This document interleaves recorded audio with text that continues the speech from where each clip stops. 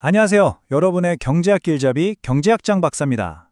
다들 경제학 공부할 때 꼭 본다는 그 책, 이중구 이창용 교수님의 경제학 원론을 가지고 오늘 또 재미있는 이야기를 풀어볼까 하는데요. 오늘의 주제는 바로 무차별 곡선입니다. 우리가 매일매일 하는 선택들, 그 뒤에 숨어있는 만족이라는 걸 어떻게 눈에 보이는 지도로 그릴 수 있을까? 바로 그 비밀을 함께 파헤쳐 볼 겁니다. 이게 그냥 어려운 이론이 아니고요. 우리가 합리적인 소비를 하고 또 기업들이 가격을 정하는데 아주 중요한 열쇠가 되거든요. 자, 우리 맨날 하는 고민이잖아요. 점심 뭐 먹지? 짜장면, 짬뽕? 남은 돈으로 아이스크림 사 먹을까? 아니면 책 한 권 더 살까? 이런 고민을 할 때 우리 머릿속에선 대체 무슨 일이 벌어지는 걸까요? 혹시 짜장면 만족도 85점, 짬뽕 90점 이렇게 점수를 매길 수 있을까요? 사실 현대 경제학에서는요, 굳이 그럴 필요가 없다고 말합니다. 네, 만족감의 크기를 정확히 잴 필요는 없다는 거예요. 그냥 나는 짬뽕보다 짜장면이 더 좋아처럼 선호하는 순서, 그러니까 랭킹만 매길 수 있으면 충분하다는 거죠. 경제학에서는 이 만족감을 좀 유식한 말로 효용, 유틸리티라고 부르는데요. 어려운 말 아니에요. 그냥 우리가 느끼는 행복의 순서다 이렇게 생각하면 정말 쉬워요. 뭐보다 뭐가 더 낫다 이것만 판단할 수 있으면 우리의 모든 선택을 분석할 수 있는 준비가 끝나는 겁니다. 교수님, 근데요, 만족감의 점수를 매길 수 없다면서요? 그럼 그냥 이게 더 좋다는 순서만 가지고 어떻게 선호를 눈에 보이게 표현할 수 있어요? 그래프 같은 걸로 그릴 수 있나요? 아주 예리한 질문이에요. 바로 그 문제를 해결해주는 마법 같은 도구가 오늘 우리가 배울 무차별 곡선입니다. 이름 한번 보세요. 무차별, 차별이 없다. 이 점들을 연결한 선이라는 건데, 자, 이게 대체 무슨 뜻인지 한번 구체적으로 들여다볼까요? 자, 이 표를 좀 보세요. 여기 아이스크림이랑 책을 여러 가지로 조합해 놓은 상품 묶음들이 있죠. A 묶음은 아이스크림 2통에 책 10권, B 묶음은 아이스크림 6통에 책 6권, 이런 식이에요. 여기서 가장 중요한 가정, 뭐냐면요. 지금 보고 계신 A, B, C, D 이 네 가지 조합이 나에게 주는 만족감이 전부 완전히 똑같다는 겁니다. 뭘 고르든 내 행복의 수준은 변하지 않는 거예요. 방금 표에서 봤던 그 점들 있죠? A, B, C, D.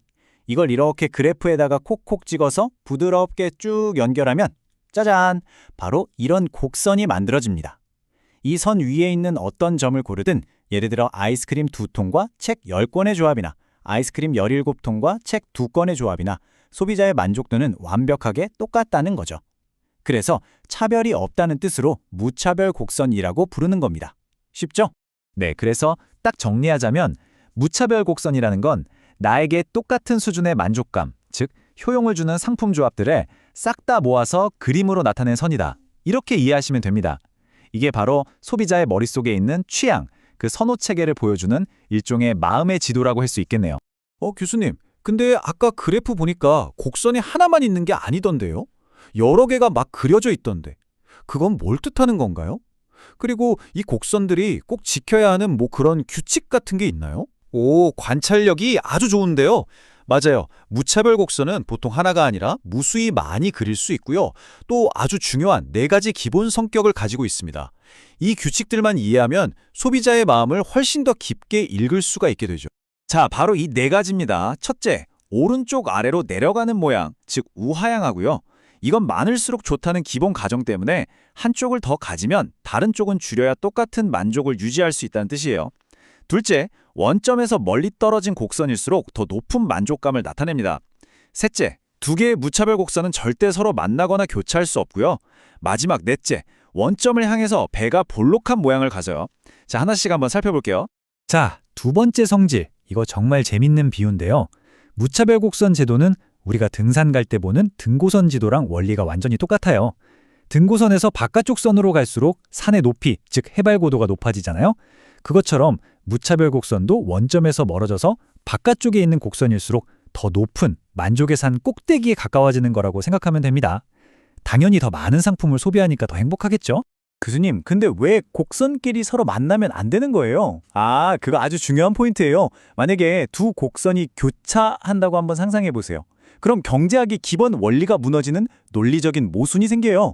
자, 생각해 보세요. 만약에 두 선이 딱 만난다. 그럼 그 만나는 점은 만족도가 50인 선 위에도 있고 만족도가 100인 선 위에도 동시에 있다는 이상한 말이 되잖아요. 한 점이 어떻게 만족도 50이면서 동시에 100일 수가 있겠어요? 그쵸? 그래서 무차별 곡선은 서로 절대 만날 수 없는 평행우주 같은 관계라고 생각하면 쉽습니다.